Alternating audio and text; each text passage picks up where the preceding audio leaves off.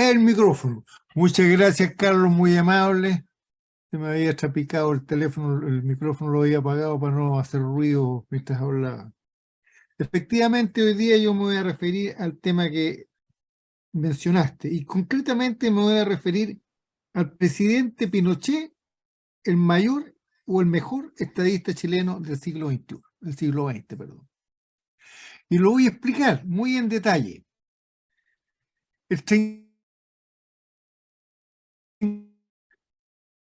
El 23, el niño presidente publicó el siguiente tuit. Por favor, escuchen con mucha atención.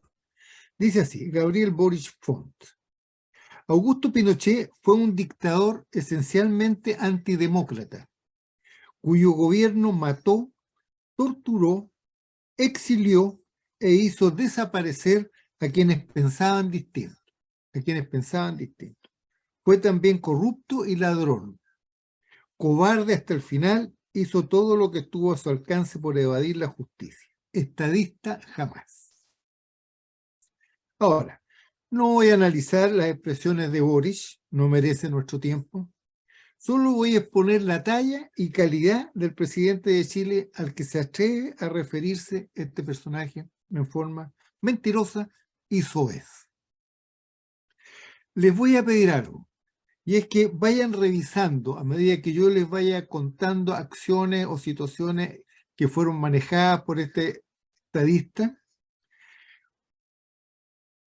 cómo hubiera funcionado eso, qué hubiera pasado, cómo se hubiera desarrollado esa situación teniendo a cargo de la República como presidente a un personaje como Boric, como la Bachelet o alguno de los otros que hemos visto en los últimos años.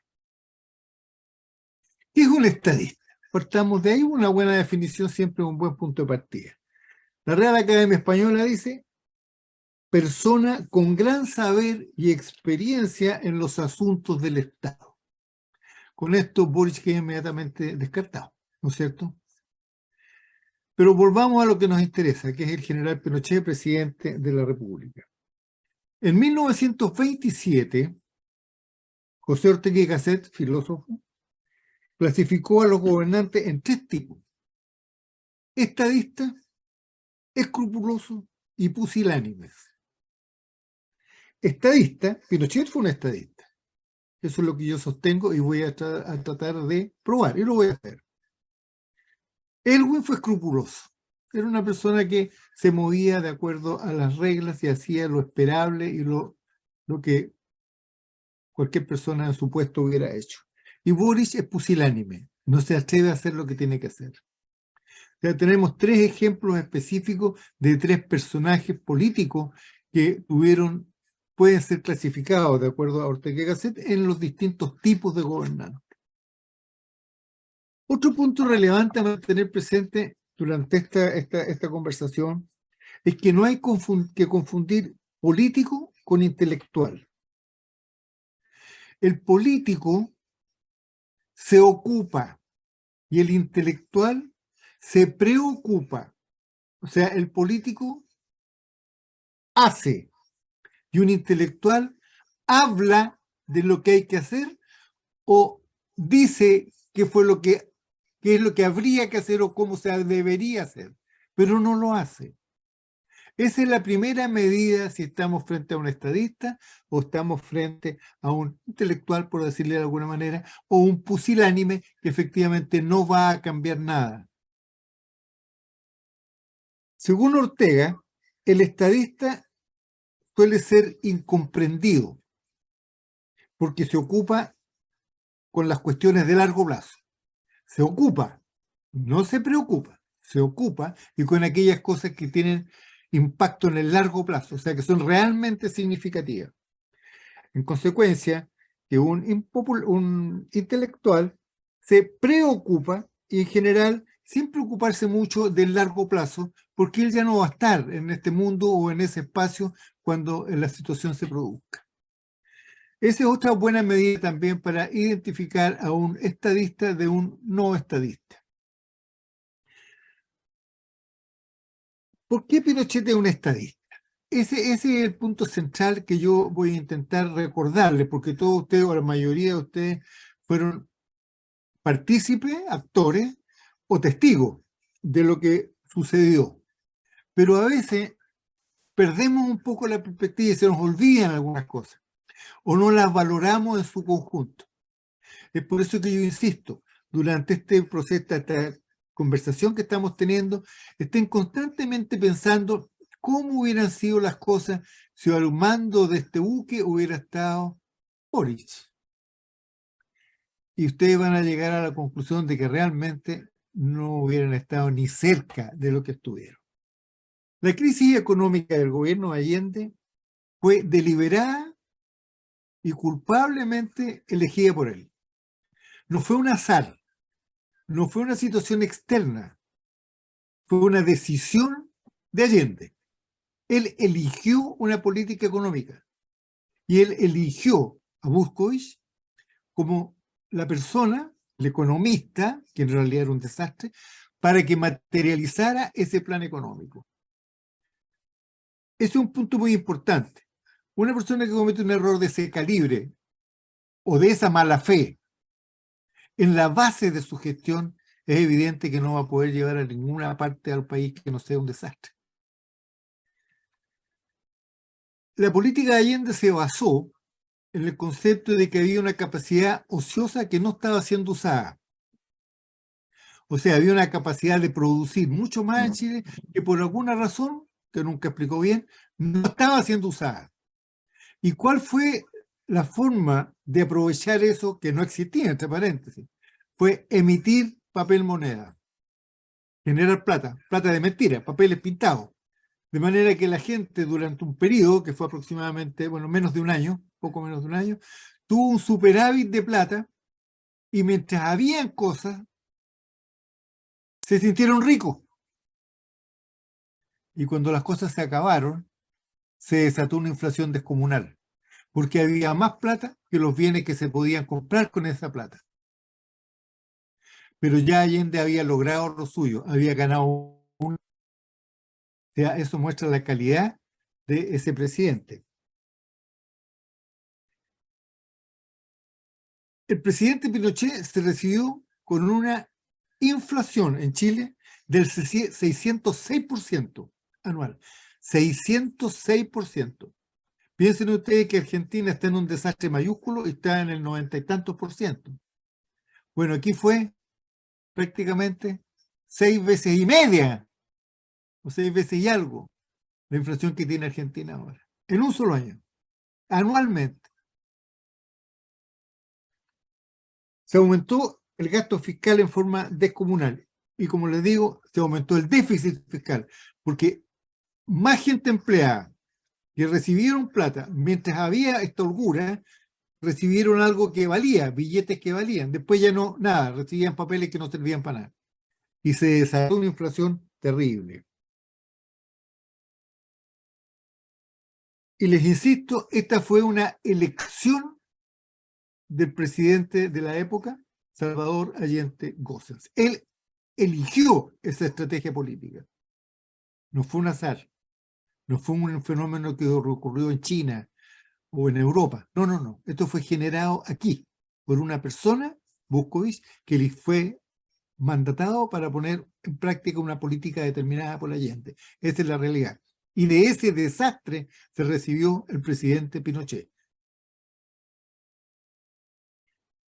Entre 1973 y 2003, el presidente Pinochet se hizo cargo de una economía con una población en la miseria, en la inflación, escasez, cola, un país en desastre. Y en ese breve periodo llevó adelante la primera parte de su revolución económica.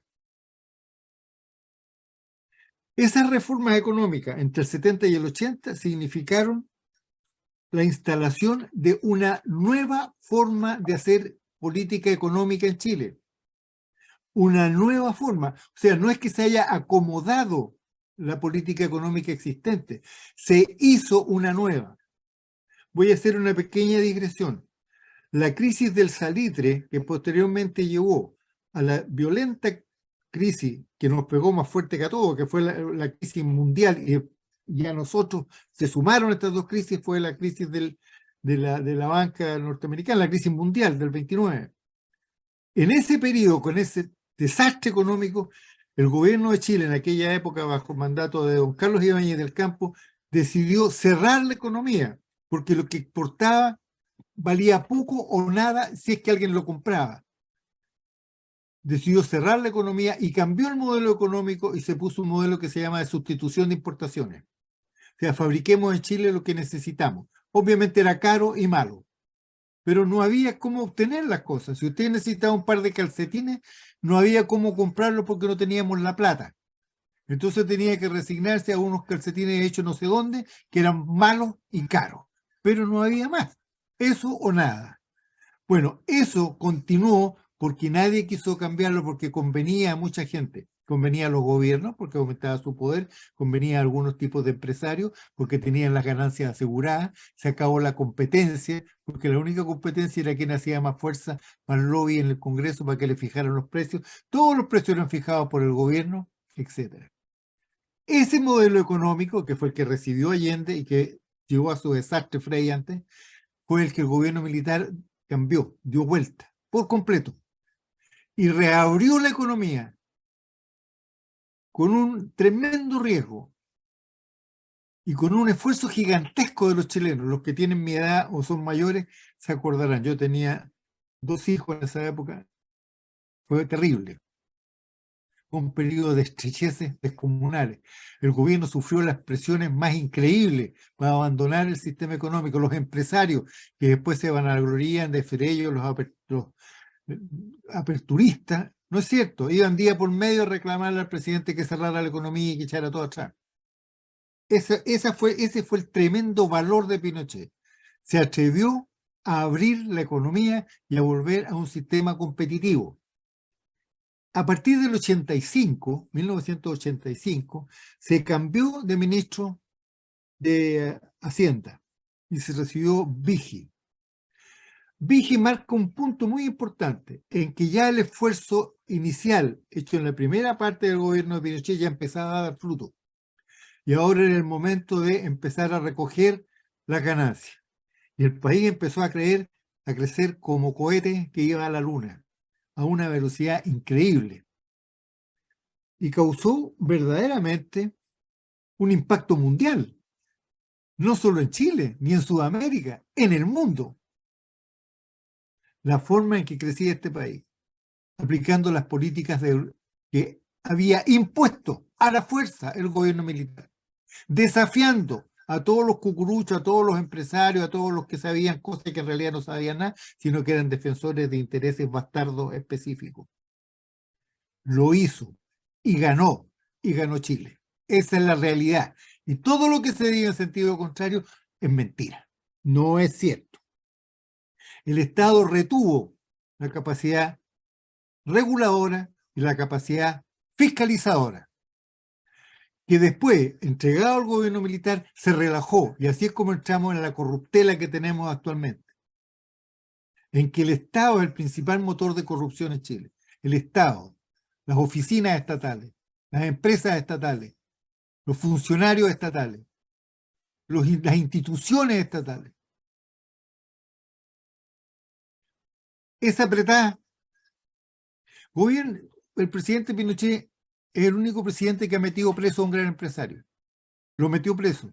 Y todos los demás empezaron a portarse bien ese mismo día, porque se dieron cuenta de que pasara lo que pasara, aunque lo amenazaran y gritaran, un sinvergüenza iba a ir a la cárcel. Ya había ido uno. Y dejaron de robar. Pero cuando llegó la democracia, ya no era necesario ir a pelear con el general Pinochet. Bastaba con coimear a un diputado y a un par de senadores y estamos con el problema resuelto. ¿Ok? El mejor homenaje que la Concertación le pudo haber hecho al general Pinochet en lo económico fue haber continuado con su modelo económico. Esa fue la señal clara y visible de que reconocían el fracaso de Allende y reconocían el éxito del estadista que nos manejó a Chile, que fue nuestro general Pinochet. Lo reconocieron manejándose con ese mismo modelo económico durante el gobierno de Elwin, de Lagos y de Frey. Después la Bachelet se salió y ahí entramos en la crisis que tenemos ahora. Bueno, hablemos ahora de la prosperidad económica. Hay gente que dice, no, no hubo prosperidad porque seguía habiendo pobres. Señoras y señores, en Estados Unidos hay pobres, en Alemania hay pobres, en Suecia hay pobres. Hace poco veía una película de Filadelfia, hay una calle que se llama Lexington o algo así. Llena, una calle como la Alameda Bernardo O'Higgins, con las dos veredas llenas de drogadictos, borrachos, esto es gente que vive en la calle, miseria, en el país que va a la luna. Porque la pobreza existe, se reproduce, caen en la pobreza personas inocentes y culpables, muchos culpables, que malgastan su vida, malgastan su energía y decaen. Otros porque tienen mala suerte y simplemente no reciben lo que necesitaron para despegar. Es cierto que en Chile seguía habiendo pobreza. Cierto es que en Chile seguía habiendo injusticia, pero en un nivel de país rico, no en un nivel de país miserable. Porque en la época de la Unidad Popular también habían esas cosas, pero el nivel de vida era africano. Bueno, el éxito económico del gobierno militar fue reconocido mundialmente. Unas pocas cifras. El Producto Interno Bruto en 2022 alcanzó $30.000 per cápita. $30.000 per cápita. Cuando en la época de la Unidad Popular no llegaba ni a 500, ni a $500. El porcentaje de población en la pobreza, 8,6%. Ya vamos sobre 9% en estos últimos dos gobiernos. Y antes alcanzaba mucho más alto.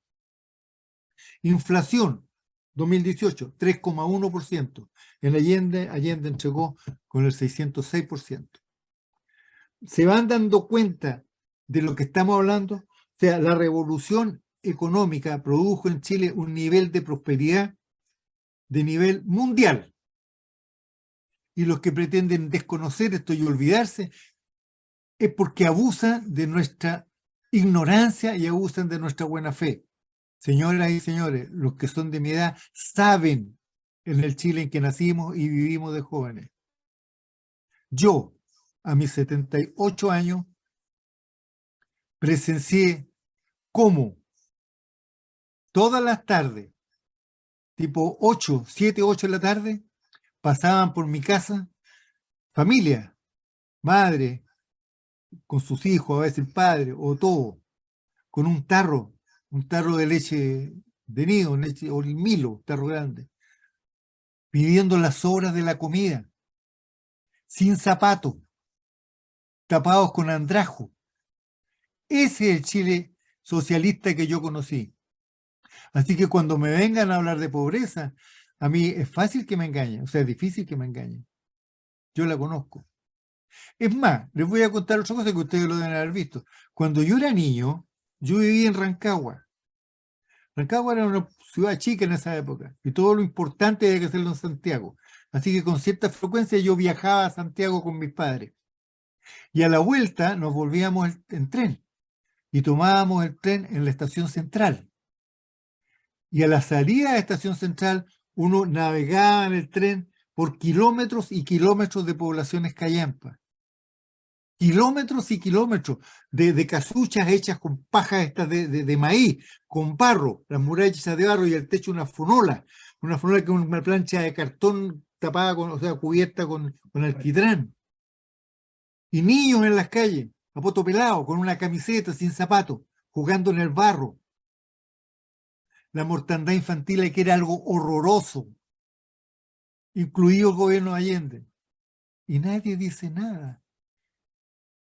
Nuestro gobierno la redujo a cifras de país europeo.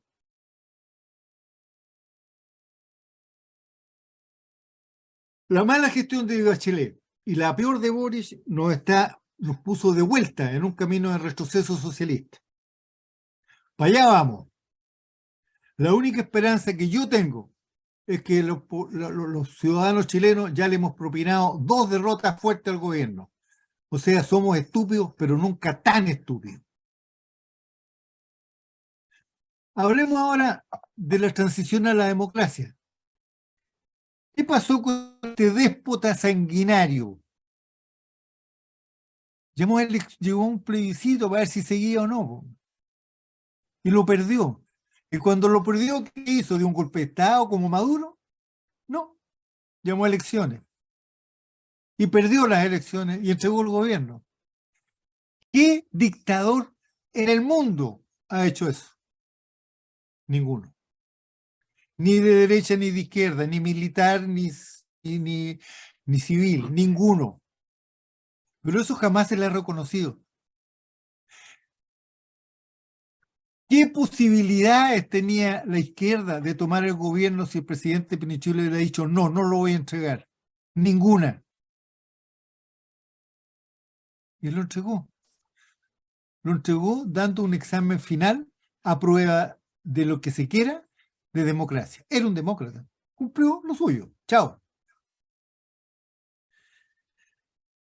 Toda comparación con los dictadores socialistas y comunistas que terminan en orgías de violencia y entrega de sociedades amargadas, destrozadas, arruinadas, es imposible. Nuestro régimen salió con la frente en alto, dejando un país económicamente y socialmente floreciente. Todos los que quieran oponerse y negar esto solo hacen el ridículo. Y esos mismos aplauden a Fidel Castro, que tiene el país más rico de Sudamérica. Cuando él se recibió en 1960, 1 de enero de 1960, se recibió del país más rico de Sudamérica, o de América, incluido el Caribe, por una razón muy simple, porque Cuba era el primer productor mundial de azúcar. Todavía no existía el Evian, ni ¿cómo se llama? Estos endulzantes. No, azúcar o nada. Y eran los grandes productores de azúcar, y eran riquísimos.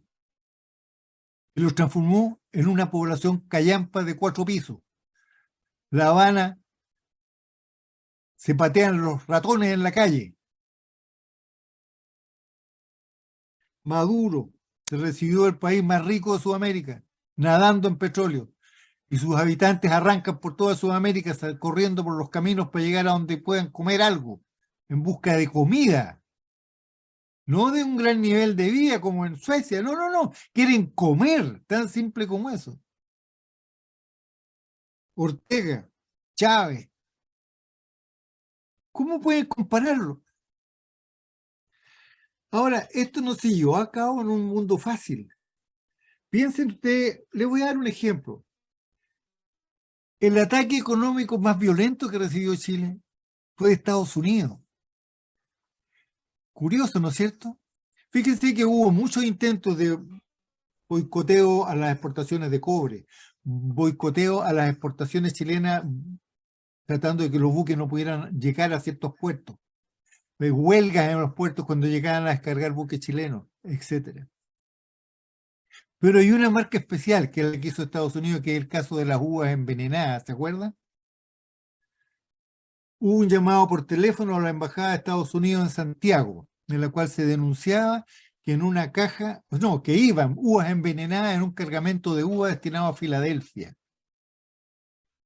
Llegado a Filadelfia, la FDA, que es la Food and Drug Administration, una oficina que controla la sanidad de las cosas, se fue derecho a una ruma de caja, eligió 2 y encontró una, ¿y sabe lo que encontró adentro? 2 uvas envenenadas con pequeñas dosis de cianuro.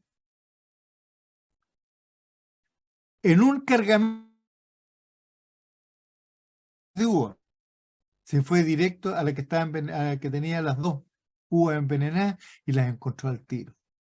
¿Y qué hizo? El gobierno de Estados Unidos le recomendó a todos los importadores de fruta chilena que boicotearan y no dejaran entrar la fruta chilena ese año. Un país que estaba construyendo su riqueza sobre la base de las exportaciones, y una de las exportaciones principales era la fruta. Y trataron de ahorcarnos.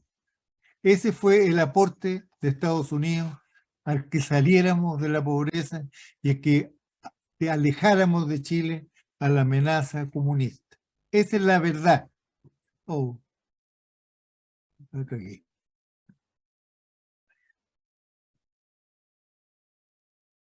Ay, ahora sí. Ya, sí, sí, ya. Ya tengo la pausa. No, si está bien. No, no. Ay. Esa es la verdad del caso de la uva chilena, de la uva envenenada. Imagínense un gobierno como el de Boris con un caso de bloqueo a las exportaciones de cobre. Imagínense la llantadera que haría. Nuestro gobierno ni se quejó, apechugó, abrió otros clientes, entre ellos China, otros países de Asia, y seguimos exportando, y seguimos creciendo, y seguimos sacando a los chilenos de la pobreza, sin ni una lágrima, sin ni un sollozo, sin ponernos antiimperialistas, ni una cuestión. Pero esto no es la única. Nosotros tuvimos una agresión cubana y del Partido Comunista aliado, una agresión del gobierno cubano. El gobierno cubano envió a un cargamento de armas y de municiones a Chile asociado con el Partido Comunista para hacer un levantamiento contra el gobierno militar, para financiar y llevar a cabo una guerra civil. Es una potencia extranjera agrediéndonos directamente, armadamente, militarmente. A cargo de la maniobra en Cuba estaba un personaje oscuro llamado Alejandro Ronda Marrero, general del ejército cubano. Y en Chile la contraparte, ¿quién era? Guillermo Tellier, secretario general del Partido Comunista. Entre ellos dos montaron la importación de miles de armas. Fusiles M16 capturados por los vietnamitas en Vietnam. Borrada la serie y mandado a Chile, junto con lanzagranadas, lanzacohetes, PG-7, que es una cantidad descomunal de armas, de las cuales aún una parte no se encuentra. Este ataque esta acción que venía a apoyar hasta el momento debía iniciarse con el asesinato del presidente Pinochet. Ese atentado se llevó a cabo el 7 de septiembre y la captura de las armas en Carrizal Bajo se había llevado el mismo año 86, el 6 de agosto. O sea, las armas fueron capturadas justo un mes antes del asesinato de Pinochet, que era la señal para el inicio de la guerra civil. Esos fueron detenidos, fueron capturados, fueron presos y algunos murieron. Esos son los que los comunistas dicen fueron ejecutados o asesinados por pensar distinto. Por pensar distinto. Estamos hablando de traidores que se asociaron con un gobierno enemigo, que importaron armas para armar una guerra civil, intentaron asesinar al presidente de la República y no fueron capaces de hacer la guerra civil. Y fueron capturados. Pensar distinto. Cuando le hablen de alguien que fue prisionero, o fue castigado, o fue torturado por pensar distinto, es una mentira absurda. Solo los chilenos lo pueden creer.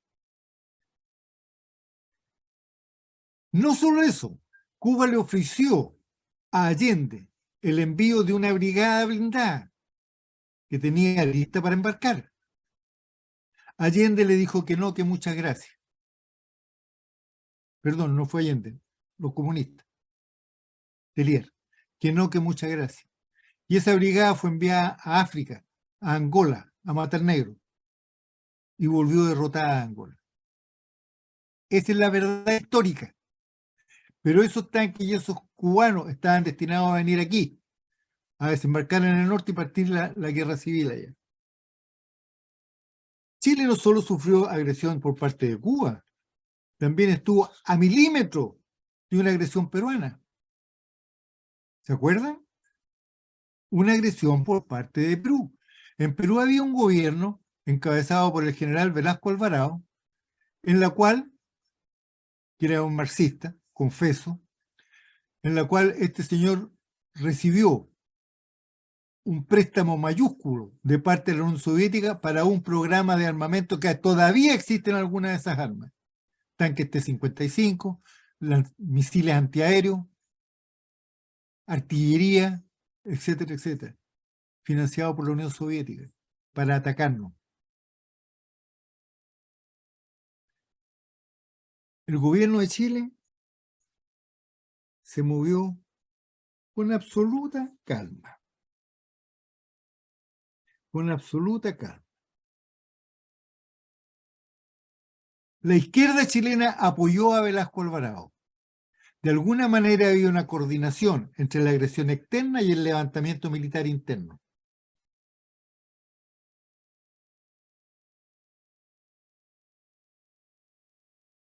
Las Fuerzas Armadas peruanas, concretamente el general Morales Bermúdez, que era el número 2 del ejército, se dio cuenta que estaban entrando en un conflicto que les iba a resultar desastroso. Primero, porque era muy posible que no tuvieran éxito en ese ataque. Y segundo, que más temprano que tarde íbamos a contraatacar y los íbamos a hacer polvo.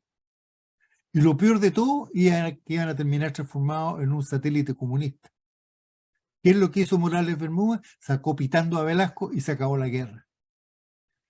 Pero Chile silenciosamente, discretamente, sin arruinarse en el intento, hizo un esfuerzo muy grande con el sacrificio de todos sus soldados, especialmente miles de conscriptos que concurrieron a esa movilización y estuvieron listos para ir a la guerra y ganar.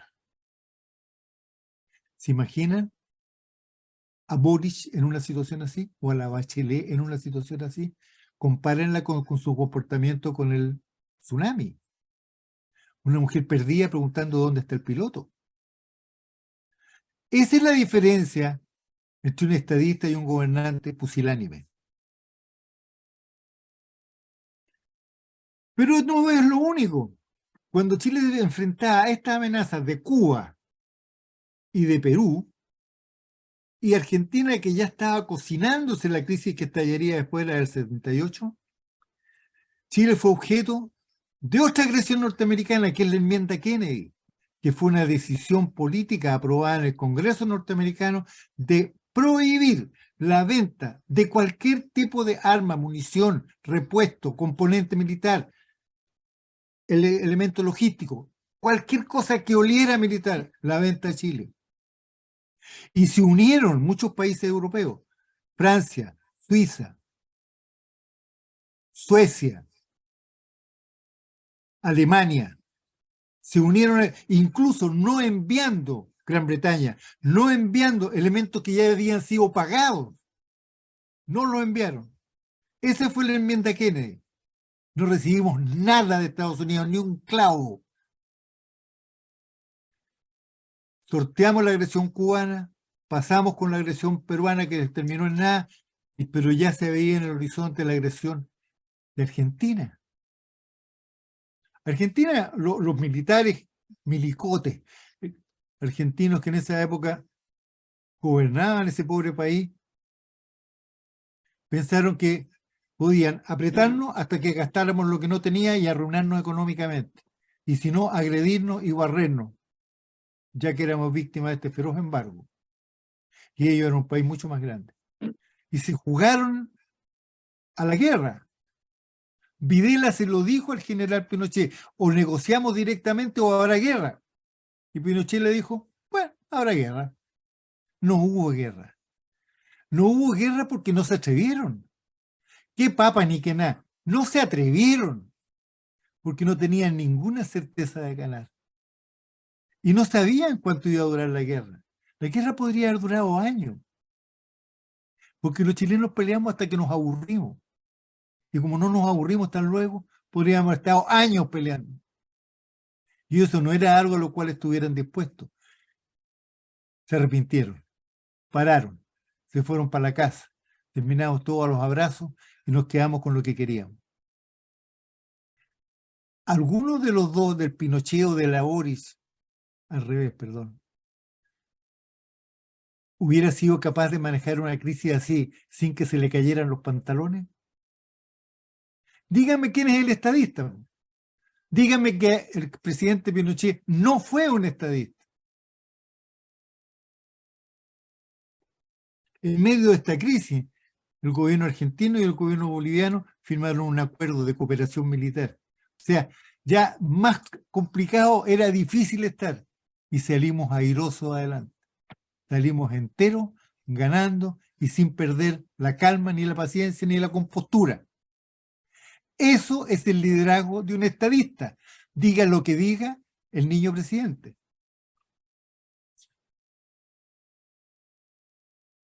Un general argentino, Luciano Benjamín Menéndez, comandante del tercer cuerpo de ejército, dice: si nos dejan atacar a los chilotes, los correremos hasta la isla de Pascua. El brindis de fin de año lo haremos en el Palacio de la Moneda y después iremos a mear el champán en el Pacífico. Esos eran los que nos amenazaban. Pero nunca nos asustaron, menos al presidente Pinochet. El embajador de Chile en la OEA informó de que 4.000 chilenos habían sido expulsados de Argentina por parte del gobierno de ese país. 4.000 expulsados de la noche a la mañana. ¿Esto no es una agresión? ¿Quién se acuerda de eso?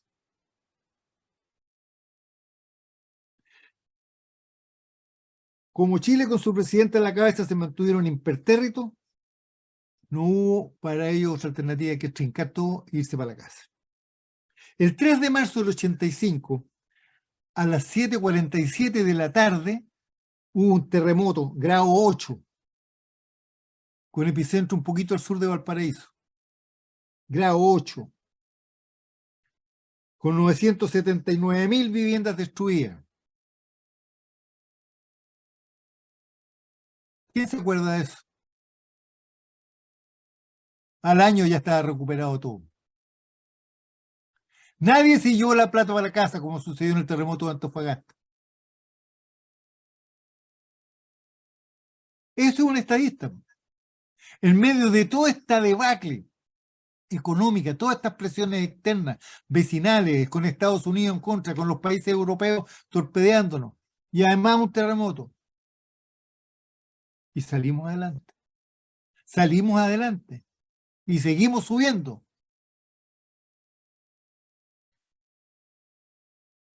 Bueno, señoras y señores, eso es todo lo que yo quería decirles. Solo quiero dejarles un mensaje. ¿Cómo extrañamos la falta de un estadista en estos días miserables que estamos viviendo? ¿Cuánta falta nos hace un estadista en estos días? Y no lo tenemos. No lo tenemos. Muchas gracias por su atención.